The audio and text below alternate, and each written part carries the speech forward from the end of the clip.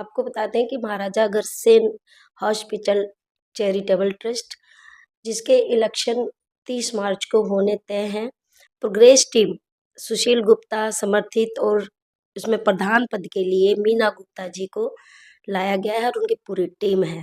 अब सवाल उठता है हॉस्पिटल के काम का जो चल रहा है, कैंसर विंग भी दूसरी तरफ बहादुरगढ़ मेडिकल कॉलेज का निर्माण भी चल रहा है, लेकिन अब इलेक्शन होना जरूरी है क्योंकि प्रधान पद खाली नहीं रहना चाहिए, हॉस्पिटल की बड़ी जिम्मेदारी होती है। तो इसके लिए अब दो टीमें आमने सामने हैं, जिसमें सुभाष गुप्ता जो 3 बारी प्रधान रहे महाराजा अग्रसेन हॉस्पिटल के, उनकी धर्मपत्नी है मीना गुप्ता, जो कि प्रधान पद के लिए अब चुनाव में फाइट कर रही है और 30 तारीख को इलेक्शन है।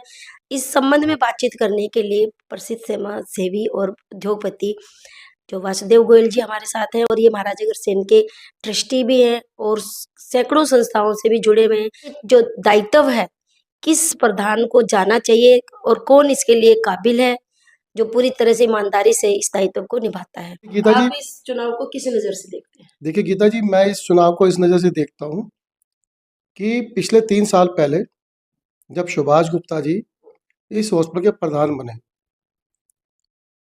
उन्होंने इस हॉस्पिटल की बहुत तरक्की करी। प्रधान तो कई आए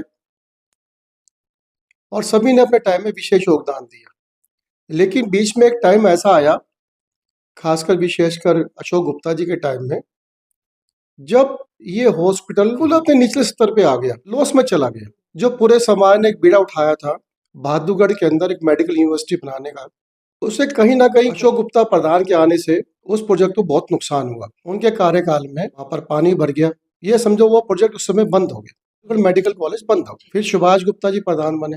ये पूरे समाज का सौभाग्य है कि हमारे समाज को सुभाष गुप्ता के नाम पे कि कोहिनूर मिला, जिन्होंने मेडिकल यूनिवर्सिटी तो शुरू करी नारायणी देवी संस्था जो नेचुरोपैथी हॉस्पिटल है भगवान दास नगर, वो भी शुरू किया, और साथ ही साथ उन्होंने कैंसर हॉस्पिटल महाराजा अग्रसेन पंजाबी बाग के अंदर बनाने का एक बीड़ा उठाया और इसकी शुरुआत भी कर दी। प्राकृतिक का नियम देखिए, करूर हाथों की वजह से भगवान ने उनको, शायद भगवान को भी अच्छे आदमी की जरूरत है, उन्होंने अपने पास बुला लिया। अब चुनाव की स्थिति पैदा हो गई। वैसे तो होना तो ये चाहिए था कि पूरे समाज को, आज महाराजा अग्रसेन प्रोग्रेसिव टीम से मीना गुप्ता खड़ी हैं, खुद ही पूरे समाज को उनसे रिक्वेस्ट करनी चाहिए थी, आप आइए और इस काम के बीड़ा को पूरा करिए। इसलिए नहीं कि वो केवल सुभाष गुप्ता की पत्नी है, बल्कि इसलिए के पास सभी सामाजिक संस्थाओं का पिछले 23 साल से एक अच्छा अनुभव है।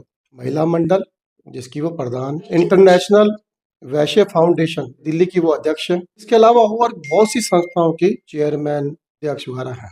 आज उनका एक सपना है कि जो कार्य मेरे पति स्वर्गीय सुभाष गुप्ता जी छोड़ गए, वो कार्य पूरा करना। इस महाराजा अग्रसेन हॉस्पिटल में कैंसर विंग और विशेषकर बहादुरगढ़ मेडिकल कॉलेज ये शुरू करना है। हमारे समाज का दायित्व बनता है। एक महिला जो कह रही है कि आप मुझे मौका दो, मैं काम करूंगी, तो पूरे समाज को उसको एक मौका देना चाहिए। एक चीज देखिए, हमारे देश की राष्ट्रपति एक महिला है, हमारे देश की वित्त मंत्री एक महिला है, दिल्ली की मुख्यमंत्री जो कि एक निगम पार्षद थी, उन्होंने विधायक का चुनाव लड़ा, जीती, पहली बार के अंदर ही दिल्ली की मुख्यमंत्री बनी। जब पूरा समाज, एक महिला दिल्ली की बागडोर दे सकता है, देश की बागडोर दे सकता है, तो ऐसा क्या है महाराजा अग्रसेन हॉस्पिटल में कि मीना गुप्ता जो इस बागडोर को नहीं संभाल सकती, तो खुल के कह रही है ना, तुम मुझे जिम्मेदारी दो, 24 घंटे आपकी सेवा में रहूंगी और मुझे पति का सपना पूरा करना। सेवा में रह सकती है क्योंकि वो जिम्मेदारियों से भी फ्री हो चुकी है, बच्चों की शादी करके बिजनेस वो संभाल रहे हैं। मीना गुप्ता अच्छा दायित्व निभा रही है, सैकड़ों संस्थाओं की सिरमौर है।